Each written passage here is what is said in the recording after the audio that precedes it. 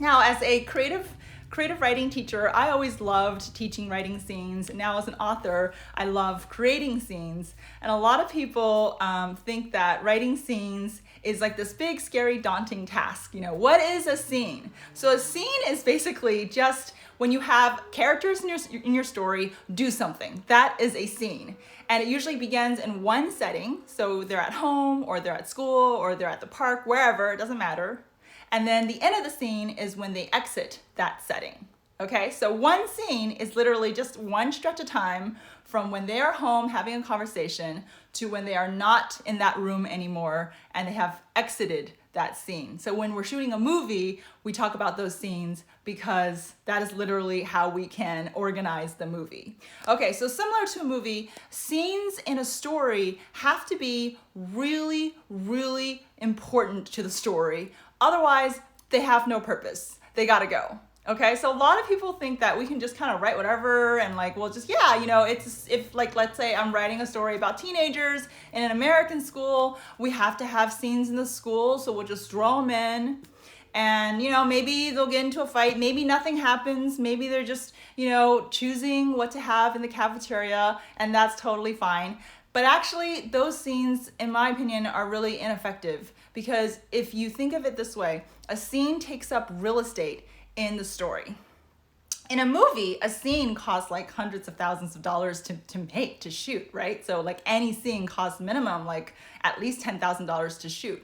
So if you're a screenwriter, you cannot have scenes in your story, in your movie, that aren't really directly relevant to the movie. In other words, if we could take out that scene and the whole movie still works, that was a waste of money. So that's why, like, as a writer, I always think about that. I always think about economically, do we really need this scene? And I'm a writer who loves scenes. I write a lot of scenes. I love writing scenes, but I'm always asking myself, do we really need it? Is it really that critical that we have to have it in here? Otherwise, the whole story doesn't make sense. And when you start thinking that way, then your scenes really become impactful to the story.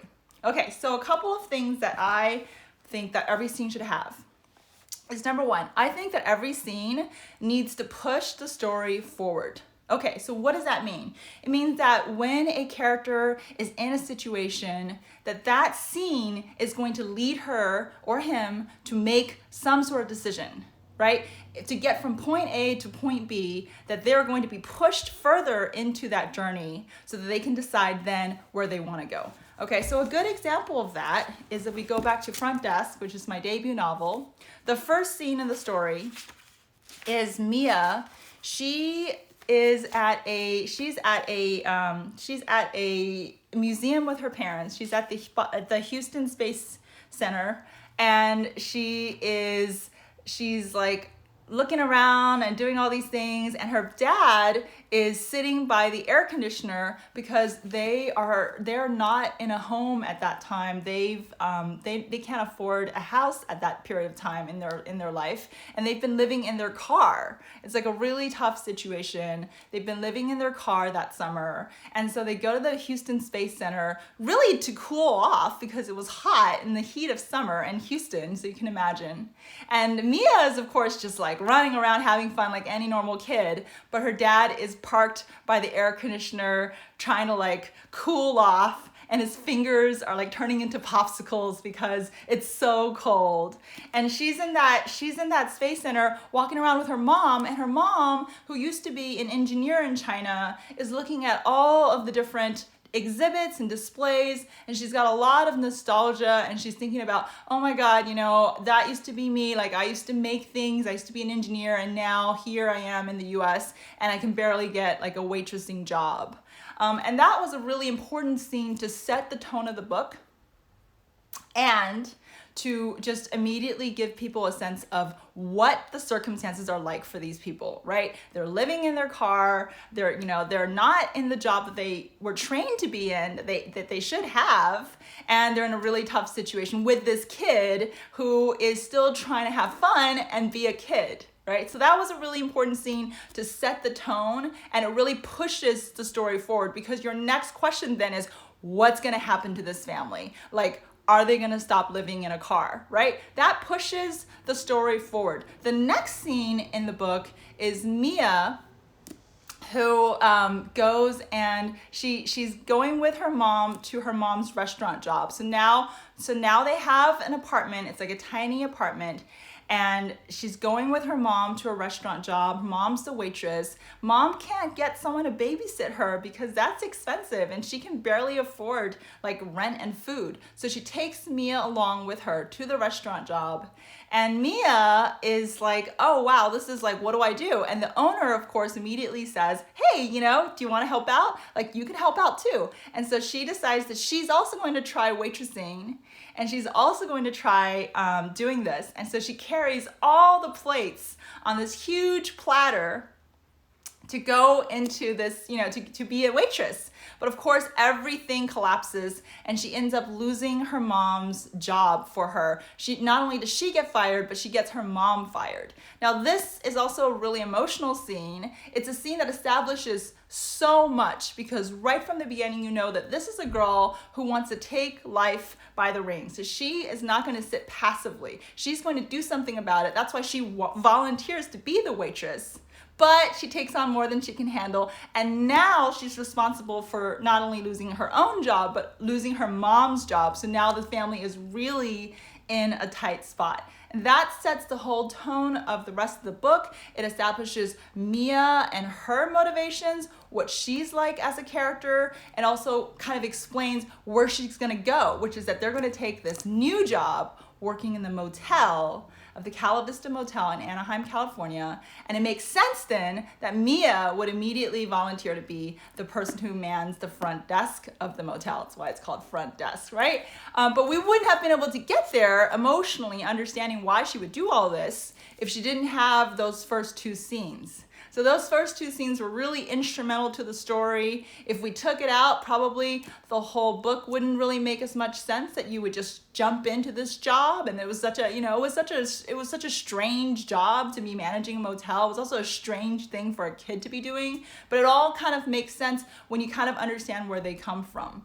And the thing about scenes is that they don't have to be long. Like, I am someone who loves to write short scenes. I don't like to write scenes that go on and on and on and on and on, because I always feel like if they go on and on and on and on and on, we can probably cut a lot of that stuff out. So remember, again, thinking back to the movie thing, and I am a screenwriter, so I love thinking in dual. I love thinking for novels, and I also love thinking for movies. But we can't have scenes that just go on and on and on for movies because they are literally too expensive to make. And so if you think about that and think about like that real estate, that economy, really drilling it down to the essentials, what do we need? Those are the things that we need. We need a scene that pushes the story forward. We need a scene that establishes characters' desires. What do they want? So remember, we talked a lot about pressure points and characters last time.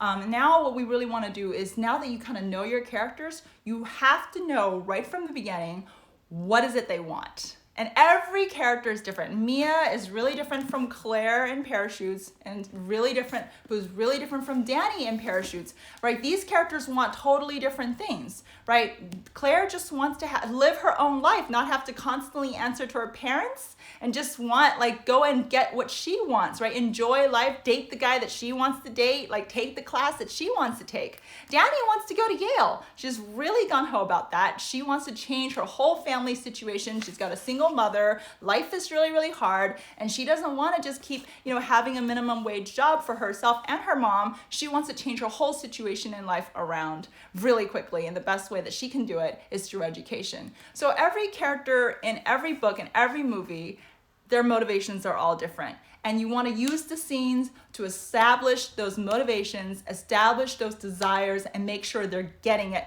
or that they are not able to get it for some reason and they're being pushed away from it a little bit, which creates a tension, right? So they're either going forward or something is making them go back a little bit. And that's always making us as the reader feeling really tense, like, oh no, you should go get it. It's okay. Just keep going, right? So those desires are really, really important. We want to push the conflict, right? There's always going to be conflict in a story.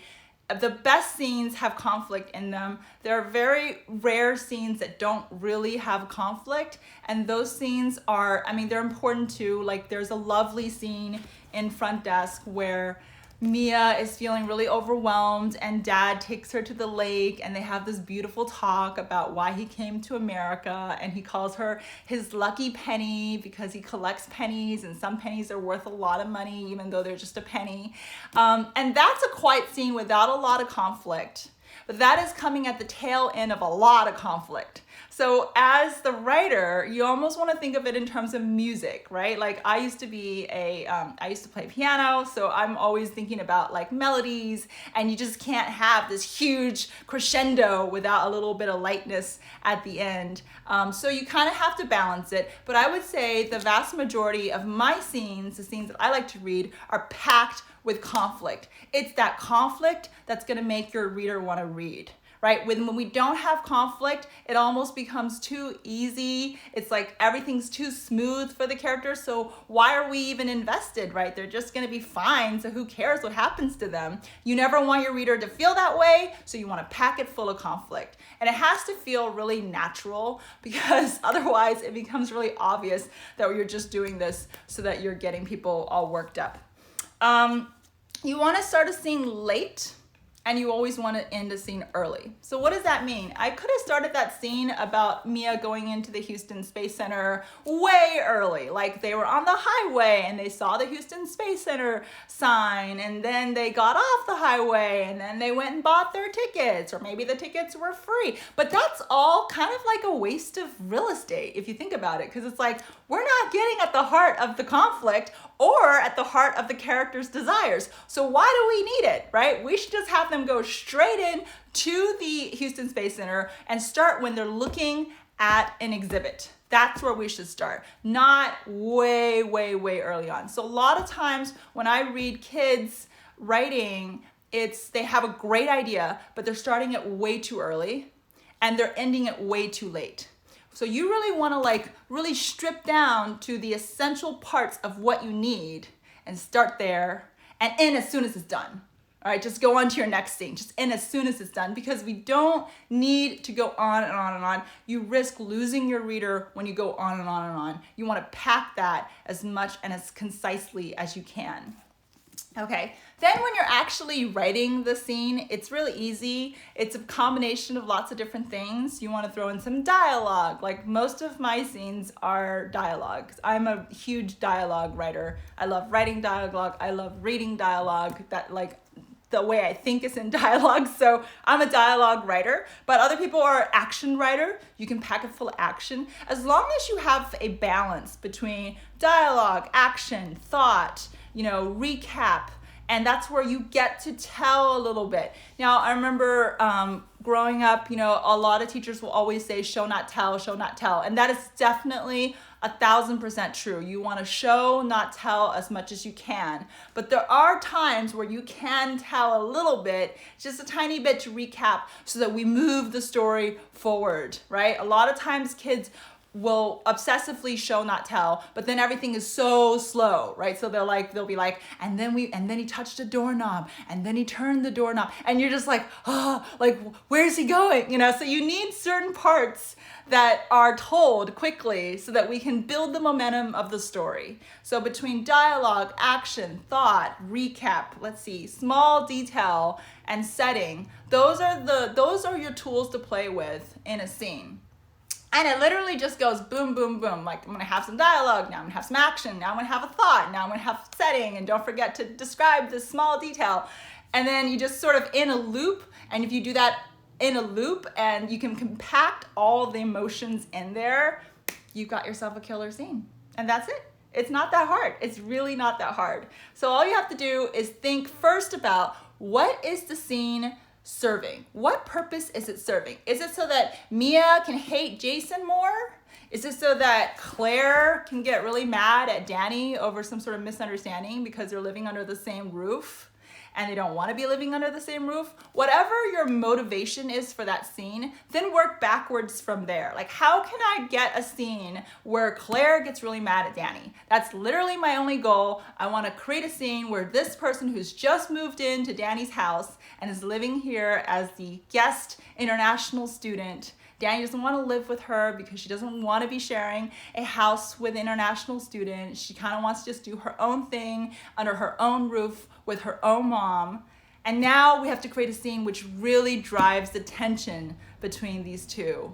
And I love that. That is such a favorite pastime of mine. I'll literally be driving and just be like, how can I create a scene? If you get into it, it's really, really, really amazing what can happen, because then all of your scenes are impactful because they're all serving a purpose.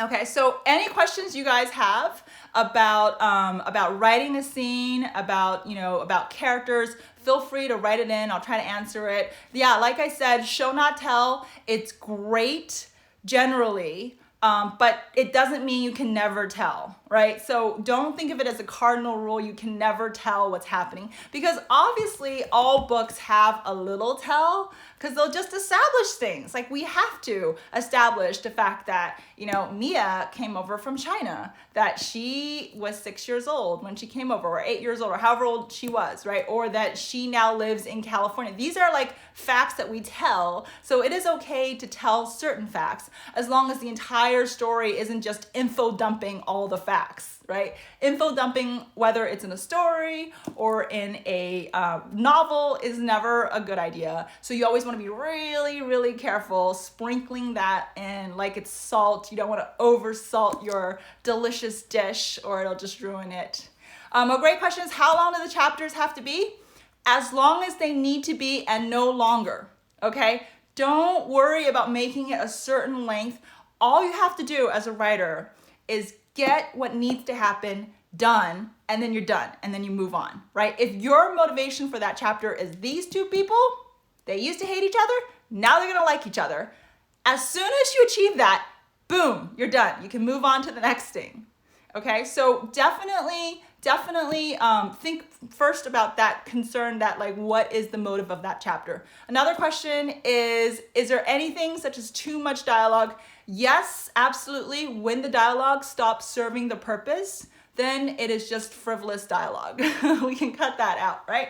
So and the best way to do this is to watch TV, is to watch movies. I mean, I grew up watching so many movies. It was insane. Like, my parents just parked me in front of the TV. I also read a lot of books. I wasn't a complete, TV vegetable, but I did watch a lot of TV.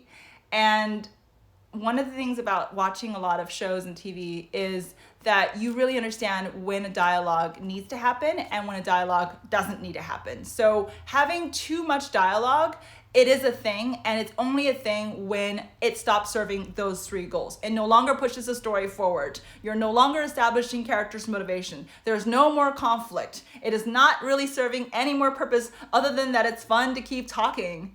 And that's when we need to cut, right? Literally, like a director, you just need to cut. You need to cut that because it's no longer serving. And what it's doing then is it's now giving your reader opportunities to walk away.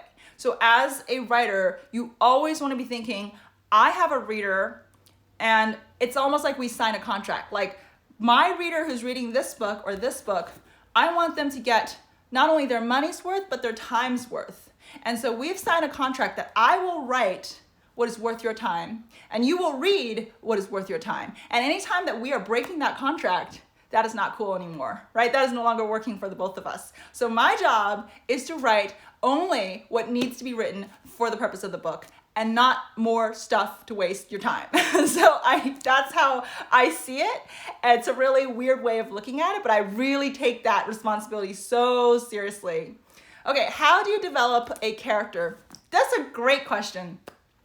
That's a really hard question. How do we develop a good character? I mean, the way I think of characters is they're almost always taken from real life, right? Like, there will be somebody that I've met that I was just like, wow, this person was fascinating to talk to. I love the way they told me this story. You know, I would love to spend more time with that person in real life, but maybe they live far away or whatever. Or maybe this person combined with a character that I read in a book or a TV show or something like that in my life. If I can combine those two, I think that they would be a really interesting person to follow. So that's usually how I come up with characters. They are a lot of times taken from real life for me, with a lot of details changed. And I observe, I observe people. I love people, and I observe people all the time. I'm not 100% extrovert because I do love my own time to write. But when I am out and about in the world, I am always looking at how people are, you know, feeling about different situations. How do they process things? How does their, you know, and every single person is different. And that's when you can create really great characters, is if they have that authenticity, that layer of like, wow, this really feels like a real person. And you have to absolutely write flaws into your characters, because every single person is flawed. I'm really flawed, you know, I can be so difficult sometimes. Every single person is flawed. I don't know anybody who's just perfect. And by the way, perfect people are really boring. Like, you know, have you ever like hung out with someone who's just completely perfect? Their house is perfect. They've got all their homework done. Everything about them is so put together. Well, usually they're like about to collapse, first of all, but also, it's just not interesting. It's not interesting because we are all struggling, right? And we want people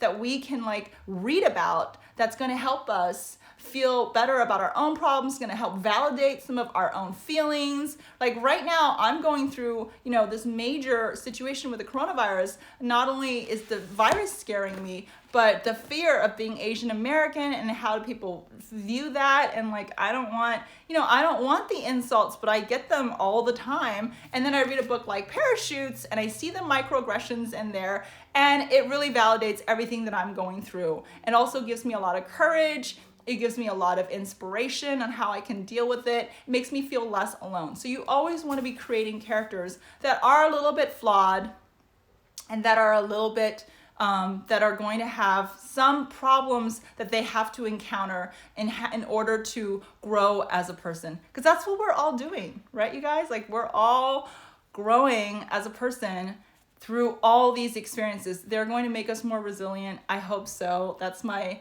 big hope with everything.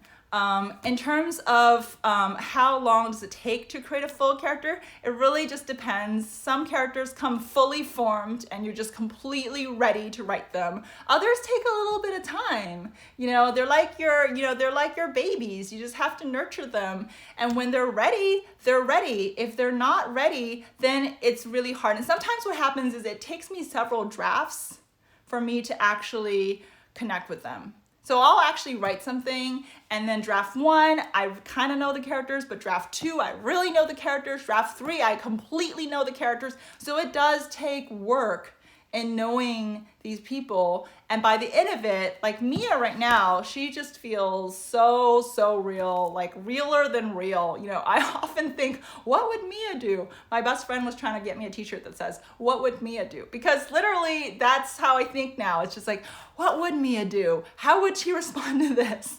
And it makes me, I think, a better person thinking that way. But she has really inspired me. She's so much a part of my life now because I follow her in this book and in 3 Keys, that I just, she's fully formed. She's totally fully formed. Another question is, you should escape to Canada. We welcome you with open arms. Oh my gosh, thank you so much. I am happy to be here in the US. Thank you though for that invitation. I will take it under advice. But yeah, definitely, whatever you can do to get these characters onto paper, because practicing makes it better. It's never wasted, okay? So one way to do it is to write letters to your characters. Sometimes I'll do that. I'll write a letter from one character to another character. I have actually written, believe it or not, this is 3 Keys here, written from the perspective of Mia. I also have a complete manuscript of Three Keys written from the perspective of Lupe, believe it or not, because Three Keys is a lot about Lupe. It's about their friendship, and I really wanted to get into Lupe's head. That manuscript isn't going to get published, but I did it because it really helped me understand Lupe as a character. So sometimes that's what you have to do. None of this is wasted. Everything helps. Everything makes your story better. All right, you guys? Thank you guys so much. Have a great Monday, and I will see you guys on Wednesday right here on Instagram Live. All right, bye guys.